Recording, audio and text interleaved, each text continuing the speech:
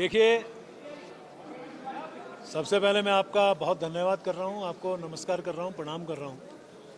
और ये बजट पूरी तरह से जो हमारे देश के यशस्वी प्रधानमंत्री आदरणीय नरेंद्र मोदी जी, जिन्होंने कहा था कि 21वीं सदी का तीसरा दशक उत्तराखंड का होगा, जिस प्रकार से माननीय मुख्यमंत्री जी का कहना है कि हमारे 25 वर्ष जब उत्तराखंड के होंगे और अन्य राज्यों की तुलना में हम लोग शिखर की तरफ होंगे, शिखर पे पहुंचेंगे, उस दिशा में बढ़ता हुआ ये बजट है। और ये बजट पूरी तरह से विकास परक है। जनता और उत्तराखंड के वासियों के लिए ये बजट है। और मैं कह सकता हूँ एक समावेशी, एक संतुलित और एक सभी वर्गों को इस बजट में साधा गया है, यानी सभी वर्गों का ये बजट है।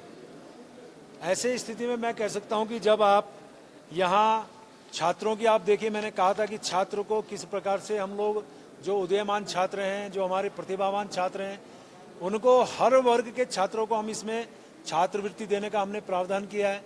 हमने युवाओं को साधने का काम किया है, हमने महिलाओं के लिए इसमें काम किया है, कृषकों के लिए हमने काम किया है, उद्यमियों के लिए हमने इसमें प्रावधान किया है।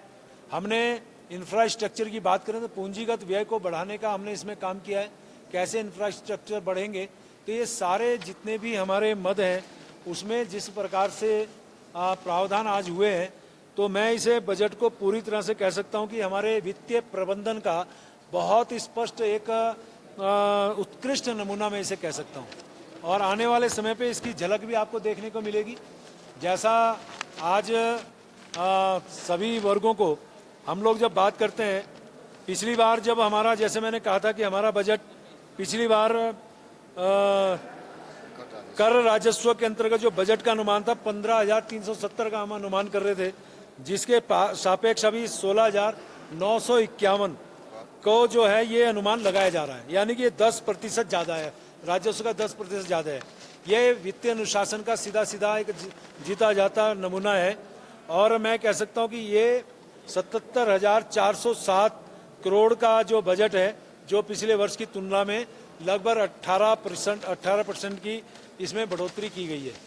और इसमें मैं ये भी कह सकता हूँ कि हमने पिछले बार वित्तीय वर्ष 2018-19 में 6,300 करोड़, 19-20 में 5,100 करोड़, 20-21 में 6,200 करोड़, 21-22 में 3,200 करोड़ का बाजार से ऋण लिया था। लेकिन आप अनुमान लगाइए कि इस बार सिर्फ 2,500 करोड़ का हमने ऋण लिया है।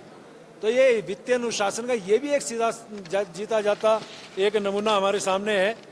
और जैसा मैंने आपसे कहा कि पूंजीगत प्रव्यय जो 2022-23 में हम लोग इसे 10,471 करोड़ का व्यय अनुमानित कर रहे थे, लेकिन ये बढ़ के 13,133 करोड़ का ये हुआ है।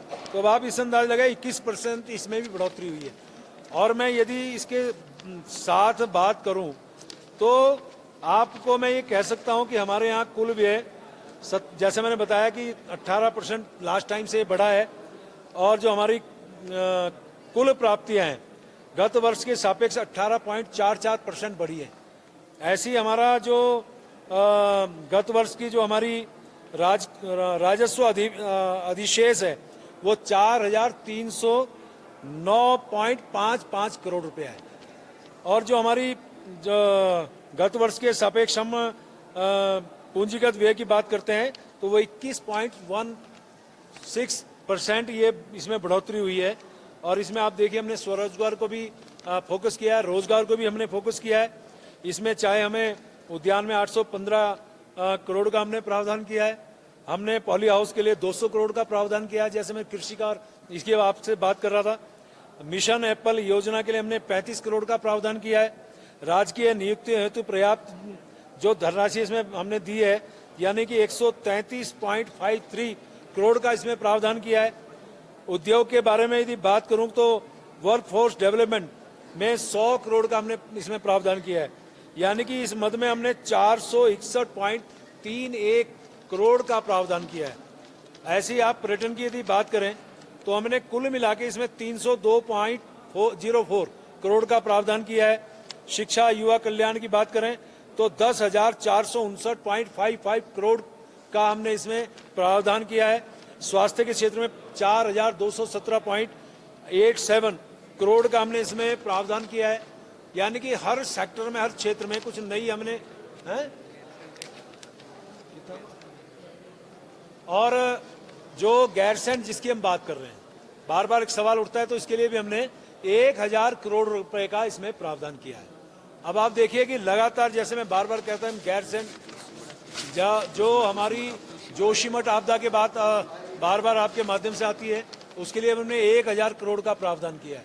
यानी कि हर क्षेत्र में हमने इसमें कोशिश की है कि हम किस प्रकार से इसमें बजट में प्रावधान करें।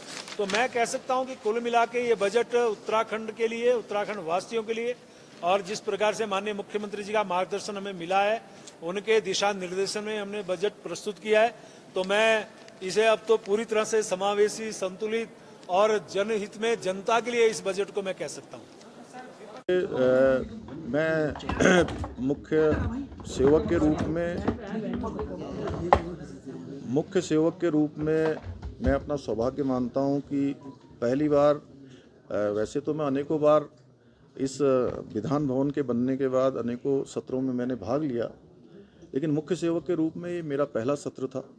और चूँकि ये मामला काफ़ी दिनों से 10% जो आरक्षण है, क्षैतिज आरक्षण, उसकी मांग रही है, और ये राज्य बनाने में हमारे आंदोलनकारियों की, हमारे शहीदों की बहुत बड़ी भूमिका है। मैं सबसे पहले तो उन शहीदों को नमन करता हूं जिन्होंने अपने प्राणों का बलिदान उत्तराखंड राज्य की प्राप्ति के लिए लगाया, और आंदोलनकारियों का बड़ा संघर्ष रहा है। इसलिए हमने तय किया कि चूँकि कुछ व्यवधान उसमें आया हुआ था, महामहिम जी से भी हमने अनुरोध किया कि या तो आप उसको पास कर दें, और नहीं तो कोई उसमें किसी प्रकार की अगर क्वेरी है तो वो हमको सरकार को भेजें, हम उस पर काम करेंगे। तो उन्होंने राजभवन से हमको विधेयक वापस लौटाया, और हमने मंत्रिमंडल की उप समिति बनाई। मंत्रिमंडल की उप समिति ने उस पर काम किया, और काम करने के बाद कैबिनेट में आया, और हमने उसको पास कर दिया। फिर से दोबारा से महामहिम जी को भेजेंगे। धन्यवाद। ये बहुत अच्छा प्रश्न आपने पूछा चंद्रशेखर जी, कि अभी पिछले दिनों मैंने पूरे वर्ष भर की जो प्राप्तियां हैं, राजस्व की प्राप्ति है और खर्चे, दोनों के संबंध में एक समीक्षा बैठक करी थी। उस समीक्षा बैठक में तय हो गया है कि इस बार अप्रैल माह में सबसे पहले इस साल का बजट पूरा हो जाए। इस साल के बजट के पूरा होते ही हम लोग बड़ी बैठक करेंगे कि कहाँ से हमको कितनी राजस्वों की प्राप्ति होने वाली है और कितना खर्चा होने वाला है। दोनों की एक साथ मॉनिटरिंग करेंगे, और हर महीने का हमारा कैलेंडर होगा, और उसके सूचकांक पर उसको अंकित किया जाएगा कि कितनी प्राप्तियां हमने कर ली हैं, कितने तक हमें जाना था, कहाँ लक्ष्य था। तो इस प्रकार की व्यवस्था इस बार बना रहे हैं। आयुष्मान के लिए 400 करोड़, नए मेडिकल कॉलेज के लिए 400 करोड़।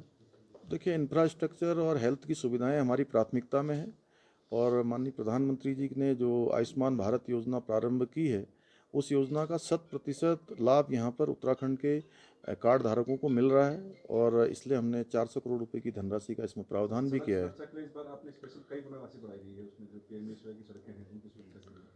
सड़क हमारी प्राथमिकता है, और सड़कें हमारी अच्छी होनी चाहिए, इसलिए अधिक धनराशि का प्रावधान किया गया है, और 700 करोड़ रुपए की धनराशि तो केवल सड़क सुरक्षा के लिए ही प्रावधानित की गई है।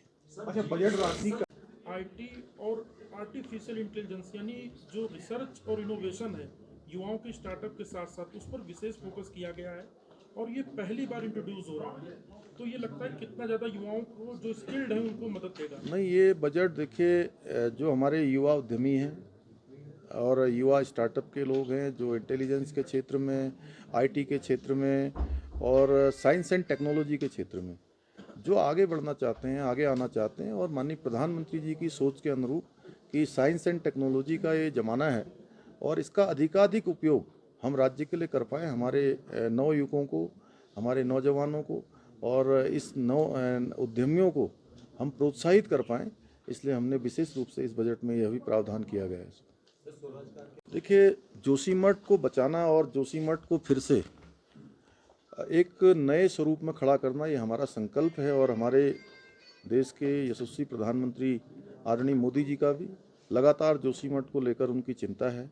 लगातार वो स्वयं भी वहाँ से जानकारी करते हैं, और भारत की सरकार ने भी हर संभव हमको जो है सहायता का आश्वासन दिया है और एनडीएमए की रिपोर्ट कंपाइल हो रही है। वो रिपोर्ट कंपाइल होकर हम भारत सरकार को एक निवेदन भी करेंगे, लेकिन हमने राज्य की तरफ से जो बुनियादी चीज़ें प्रारंभ की हैं, जैसे कि अभी जो घरों के लिए, होटलों के लिए और जो मुआवजा राशि हमने बांटना भी प्रारंभ कर दिया है।